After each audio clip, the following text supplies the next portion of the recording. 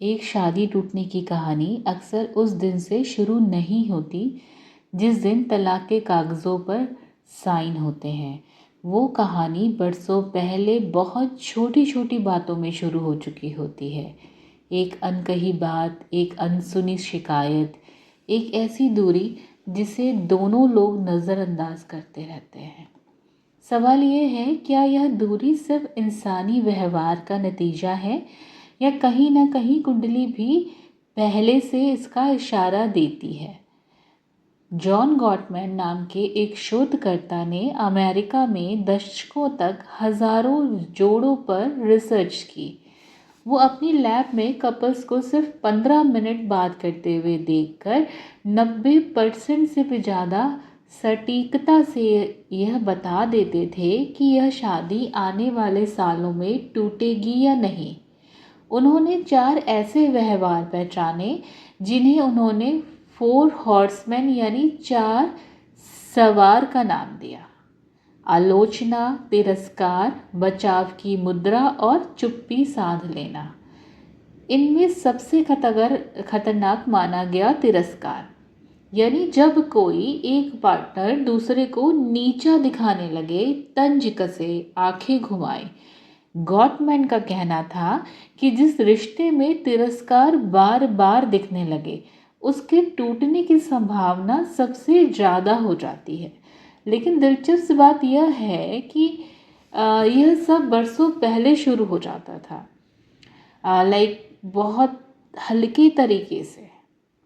Gottmann ने एक और चीज़ पर बहुत काम किया जिसे वो कहते हैं बिट्स फॉर कनेक्शन, यानी जब एक पार्टनर दूसरे का ध्यान चाहता है, कोई छोटी सी बात शेयर करता है, कोई भावना जताता है, अगर सामने वाला बार बार उस पुकार को अनदेखा करता रहे तो धीरे धीरे वो पार्टनर पुकारना ही बंद कर देता है।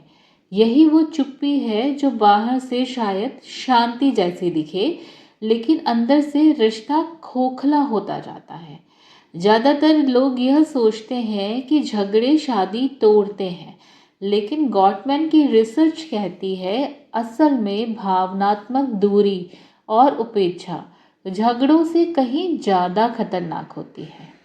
अब इसी बदलाव को कुंडली की भाषा से देखते हैं। कुंडली में विवाह और रिश्तों का मुख्य भाव 7वां घर और D9 चार्ट माना जाता है।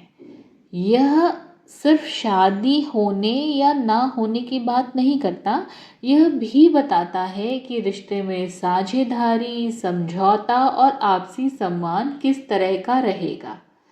रिश्ते से जुड़ा एक अहम ग्रह और है शुक्र ग्रह, जिसे प्रेम, आकर्षण और भावनात्मक जुड़ाव का कारक माना जाता है। और दूसरी तरफ शनि और केतु जो दूरी, अनुशासन और कई बार अलगाव का प्रतिनिधित्व करते हैं।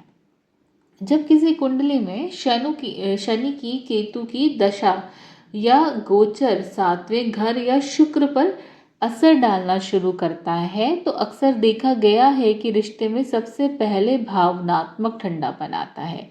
बातचीत कम होने लगती है, दोनों लोग अपने अपने कामों में उलझने लगते हैं। यह ठीक वैसा ही पैटर्न है जैसा गॉटमैन ने अपनी रिसर्च में देखा। पहले चुप्पी, फिर दूरी और अंत में रिश्ते का टूटना। इसके अलावा 8वां घर, जिसे परिवर्तन और उथल पुथल का घर माना जाता है, जब ये 7वें घर से जुड़ता है तो रिश्ते में अचानक बड़े बदलाव या संकट की संभावना बढ़ जाती है। और राहु केतु जब 7वें घर से होकर गुजरते हैं तो अक्सर रिश्ते में भ्रम, गलतफहमी और एक दूसरे को गलत समझने की स्थिति बनती है। ठीक वैसे ही जैसे मनोविज्ञान में डिफेंसिवनेस यानी बचाव की मुद्रा को समझाया जाता है, जहां दोनों पार्टनर एक दूसरे की बात का असली मतलब समझने की बजाय सिर्फ अपनी सफाई देने में लगे रहते हैं। अगर हम इन दोनों नज़रिए को साथ रख कर देखें तो एक साफ पैटर्न दिखाई देता है। मनोविज्ञान कहता है रिश्ता टूटने से पहले भावनात्मक जुड़ाव टूटता है और यह टूटन बरसों पहले बहुत छोटे छोटे पलों में शुरू हो जाती है। ज्योतिष कहता है रिश्ता टूटने से पहले ग्रहों की स्थिति, 7वां घर, शुक्र पर असर डालना शुरू करती है और यह असर भी अक्सर सालों पहले शुरू हो जाता है, नतीजे से बहुत पहले।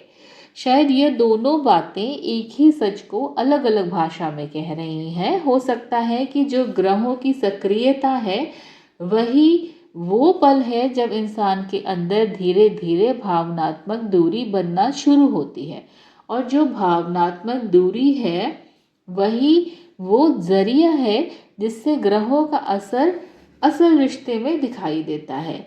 एक टाइमिंग बताता है, दूसरा यह बताता है कि भीतर क्या घट रहा है। इसलिए जब भी किसी रिश्ते में अचानक तिरस्कार, बार बार की उपेक्षा या लगातार बढ़ती चुप्पी दिखने लगे तो इसे मामूली मत समझिए। यह सिर्फ एक बुरा दौर नहीं है, यह वो संकेत है जो अंदर से भी और ग्रहों की भाषा से भी, दोनों तरफ से एक साथ मिल रहा होता है। और जो लोग इन संकेतों को समय रहते पहचान लेते हैं वही अक्सर रिश्ते को टूटने से पहले संभाल भी पाते हैं। तो इसलिए आप ध्यान दें अपने रिश्तों पे और पैटर्न को पहचानें। I hope this information will help you out. Thank you.